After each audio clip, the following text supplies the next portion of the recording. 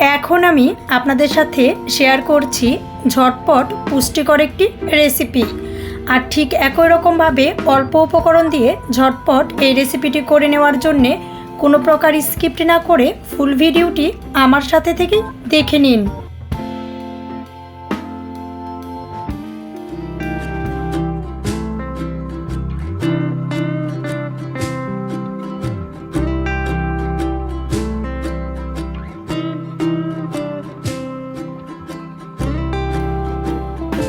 অল্প সময়ে পুষ্টিকর এই রেসিপিটি করে নেওয়ার জন্যে আমি বেশ অনেকগুলো টমেটো নিয়েছি।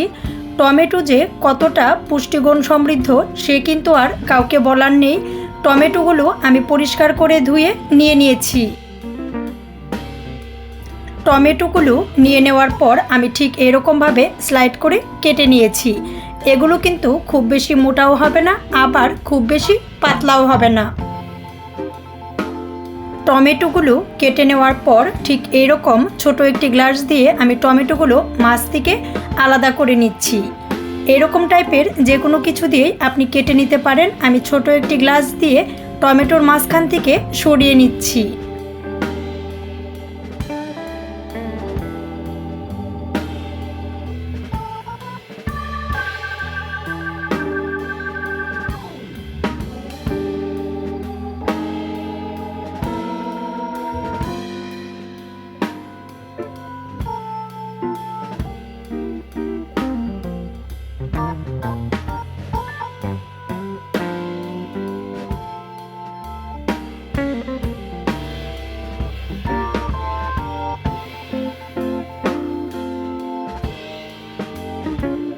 একই রকমভাবে সবগুলো টমেটোর আমি মাছ থেকে ছোট গ্লাসটি দিয়ে সরিয়ে নিয়ে রেডি করে নিয়েছি।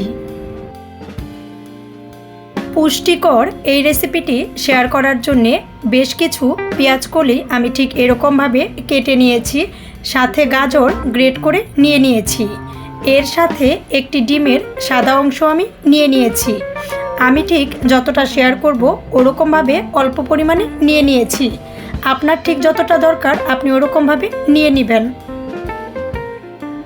টমেটো, গাজর, পেঁয়াজ কলি আর ডিমের সাদা অংশ এগুলো কতটা পুষ্টিকর কিন্তু আমরা সবাই জানি। এই উপকরণগুলো দিয়েই আমি ঝটপট এই নাস্তাটা রেডি করে নিব।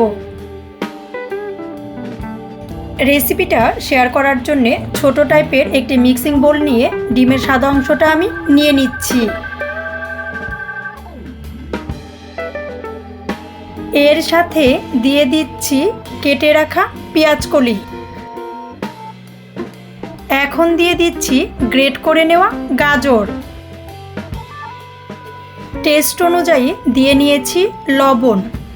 টেস্ট অনুযায়ী লবণ দিয়ে আমি একটি কাঁটা চামচ দিয়ে খুব ভালো করে মিশিয়ে নিচ্ছি।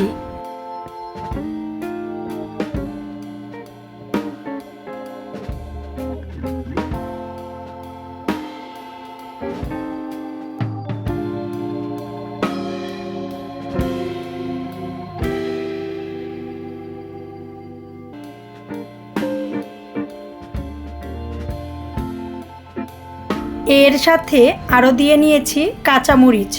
কালার কম্বিনেশনটা ভালো হওয়ার জন্যে আমি রেড কালারের কাঁচামরিচ দিয়ে নিয়েছি। পেঁয়াজ কলিটা সবুজ, সাথে গাজর দিয়েছি। কাঁচামরিচটা লাল হলে দেখতে ভালো লাগবে, এর জন্যে লাল কালারের কাঁচামরিচটা দিয়ে নিয়েছি। ইচ্ছা করলে সবুজ কাঁচামরিচটা দিয়েও আপনি করে নিতে পারেন। বেশ অনেকটা সময় নিয়ে খুব ভালো করে সবগুলো উপকরণ খুব ভালো করে মিশিয়ে নিচ্ছি। প্যান হালকা গরম হয়ে গেলে অল্প পরিমাণে তেল ব্রাশ করে নিচ্ছি।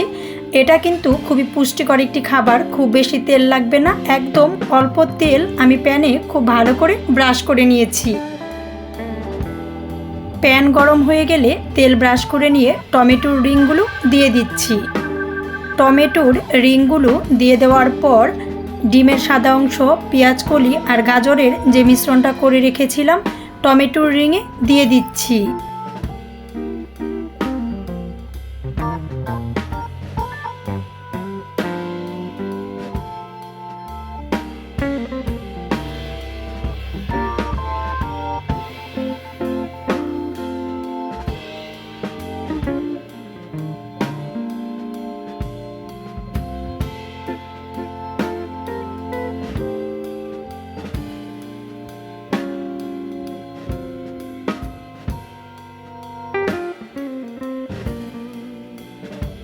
লো আঁচে রেখে এই রেসিপিটা করে নিতে হবে। একটা পার্ট হয়ে গেলে উল্টিয়ে নিয়ে আরেকটা পার্ট আমি ভেজে নিচ্ছি। অল্প পরিমাণে দিয়ে দিচ্ছি সরিষার তেল। যেহেতু এই রেসিপিটা খুবই পুষ্টিকর, আমি কিন্তু অল্প আঁচে রেখে আর সরিষার তেল দিয়ে করে নিচ্ছি।